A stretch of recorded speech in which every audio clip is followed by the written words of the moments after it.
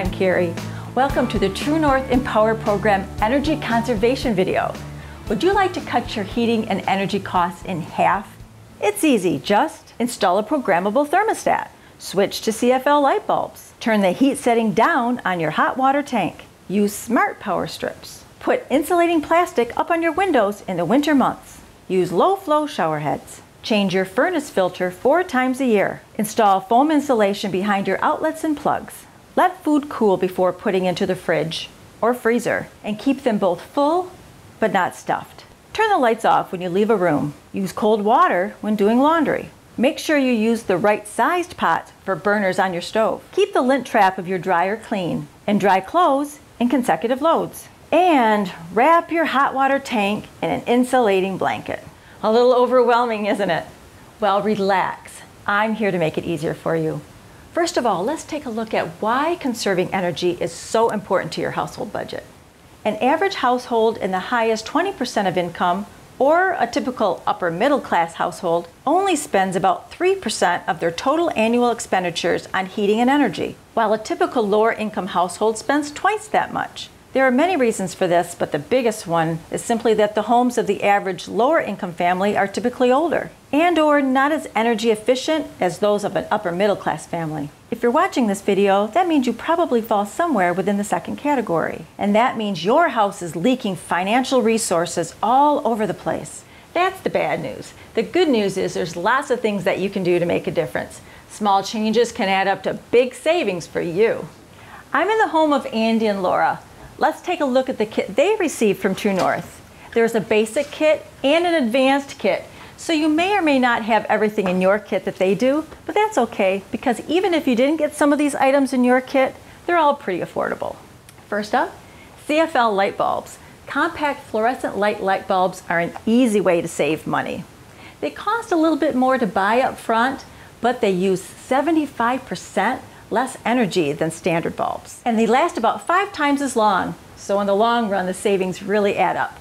To get the most out of your CFLs, remember these tips. Be sure to screw them in by holding the ballast, the white plastic part, not the glass tubing. You'll maximize the lifetime and effectiveness of your CFLs by keeping them on for 15 minutes or more at a time, so avoid turning them on and off quickly. Only use bulbs labeled as 3-way on a 3-way socket, and those labeled as dimmable on dimmer switches. Next, smart power strips. Have you ever noticed that even after you turn off your TV or computer, there are still glowing little eyes staring back at you in the dark? All those things are little energy vampires, unnecessarily draining power and costing you money. Traditional power strips are an affordable way to expand the number of electrical outlets in your home, but their convenience can encourage you to leave electronics plugged in all the time, and many devices keep drawing power even when you're not using them. Printers, DVD players, and computers and modern TVs are all examples of products with standby modes that make them convenient to use but suck significant power on the sly. This so-called phantom power drain costs you money, wastes electricity, and ups your carbon output to boot. Smart power strips, on the other hand, work to reduce your power usage by shutting down power to products that go into standby mode. Doing so may save you some serious cash. Statistics vary, but experts say standby power consumption in an average home ranges from 5 to 10% of your total household energy consumption. Our research says these little things can save you up to $145 a year in electricity costs. This little guy is a low-flow shower head.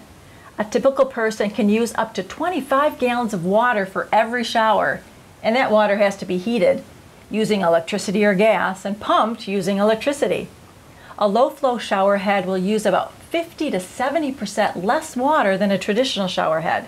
They're easy to install, usually cost less than $10, and often even come with a little pause button to stop the flow of water while you lather up, if you're really that serious about saving water and energy. To install one of these, all you typically need is an adjustable wrench and some plumber's tape. Simply remove the old shower head using the wrench. Remember, righty-tighty, lefty-loosey, or clockwise to tighten and counterclockwise to loosen. Remove any old plumber's tape. Wipe it off with a rag. Wrap 1 layer of new plumber's tape on the threaded portion of the pipe, and then screw on the new low-flow shower head. Tighten by hand first, and then use the wrench to get it nice and snug. Turn the water on to check for leaks, and then tighten a little more if you have to. The last thing you may have in your kit is an insulating plastic wrap for your windows. These are great. They only cost a few dollars each, and they're available at almost any hardware store. According to the U.S. Department of Energy, drafts can waste 5 to 30% of your energy use. High-efficiency double and triple pane windows work by trapping a layer of air between each layer of glass, and this air works as insulation. Having the area around your windows properly insulated and sealed also keeps heat in the winter and cool air in the summer. If you have an older house with older windows, this means money is simply leaking out through the cracks.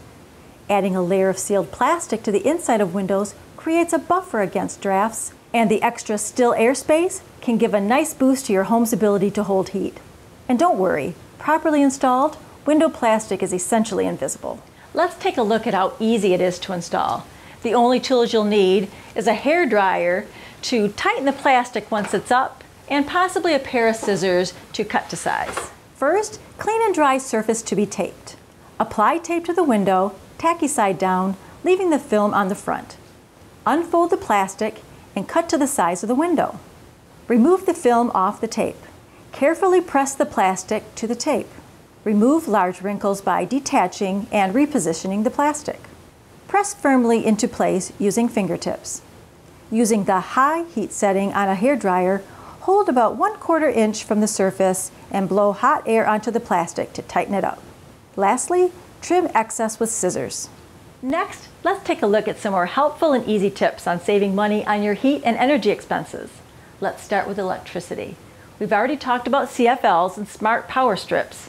Now let's move to the kitchen. There's a lot more you can do here to save money. When using your stovetop, always try to use the right size pot for the burner. For example, a 6-inch pot on an 8-inch burner wastes over 40% of the heat generated. And when you're using the oven, if you open the door to check on food, you'll lose between 25 and 75 degrees of heat. Instead, just use the light and look through the glass door. Let's move on over to the refrigerator and freezer. The optimal temperature settings for safety and efficiency are between 37 and 40 degrees for the fridge and 5 degrees for the freezer. Those are both in Fahrenheit. To check your refrigerator's temperature, set a thermometer in a glass of water in the center of the appliance. Read the thermometer after 24 hours. For a freezer, place a thermometer in between packages. Again, read the thermometer after 24 hours. Keeping your refrigerator full, but not stuffed, actually helps increase energy efficiency because there is less air to cool when space is taken up. Fill an empty space with gallon jugs of water. Be careful not to overfill though. Overfilling your refrigerator can hinder air circulation in the appliance. Also, keep liquids covered and make sure to wrap foods when they are stored in the refrigerator.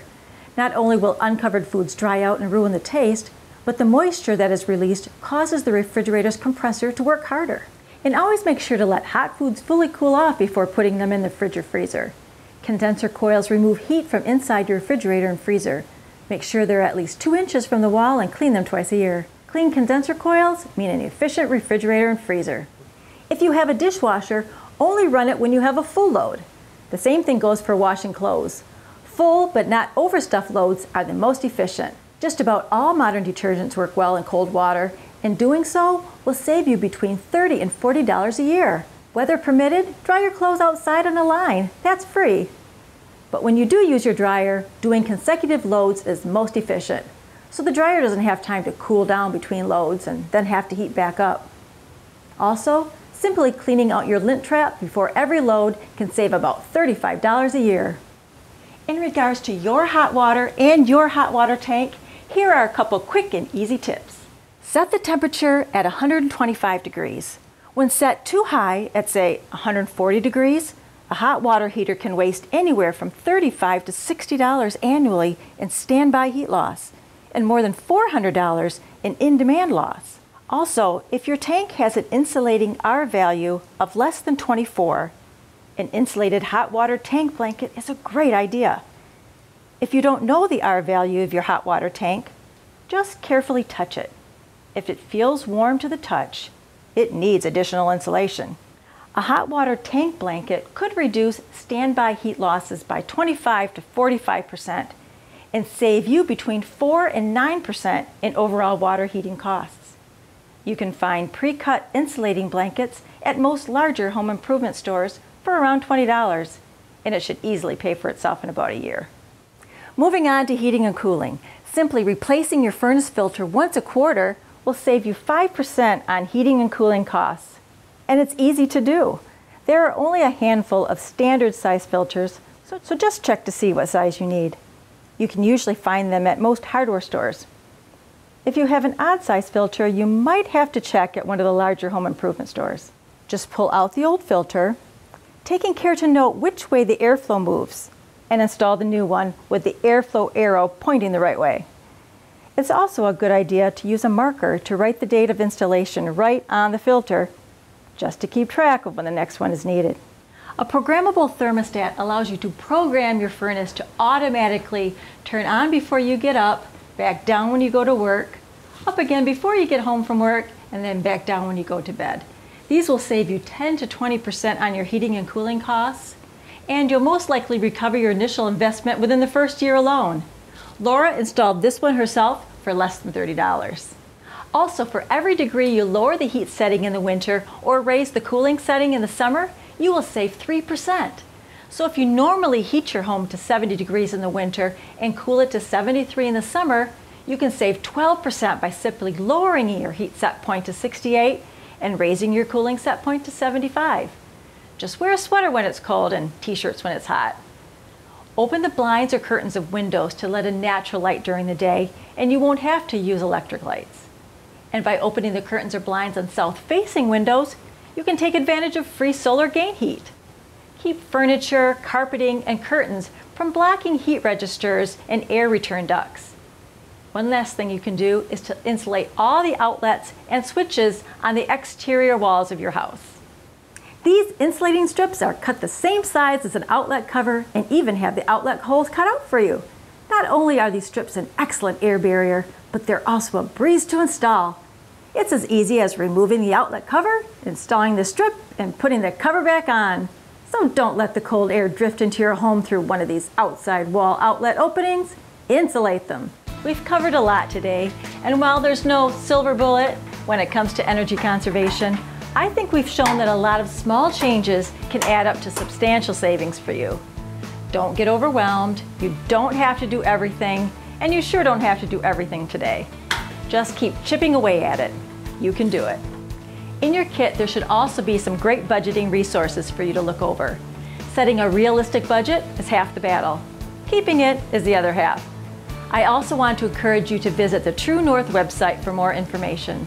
We plan on having a series of short videos available there on budgeting and maybe even some more energy saving tips for you. Just go to www.truenorthservices.org and click on the multimedia link to get to our YouTube channel. Thanks for watching today, and remember, when it comes to energy conservation, you're empowered.